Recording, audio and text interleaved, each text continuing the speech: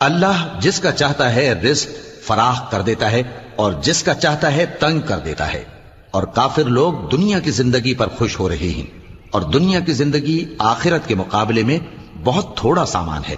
اور کافر کہتے ہیں کہ اس پیغمبر پر اس کے پروردگار کی طرف سے کوئی نشانی کیوں نازل نہیں ہوئی؟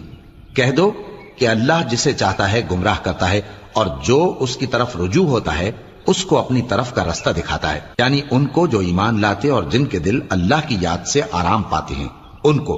اور سن رکھو کہ اللہ کی یاد سے ہی دل آرام پاتے ہیں۔ جو لوگ ایمان لائے اور عمل نیک کیے ان کے لیے خوشحالی اور عمدہ ٹھکانہ ہے۔ جس طرح ہم پہلے پیغمبر بھیجتے رہے ہیں اسی طرح اے نبی ہم نے تم کو اس امت میں جس سے پہلے بہت سی امتیں گزر چکی ہیں بھیجا ہے، تاکہ تم ان کو وہ کتاب جو ہم نے تمہاری طرف بھیجی ہے پڑھ کر سنا دو۔ اور یہ لوگ رحمان کو نہیں مانتے۔ کہہ دو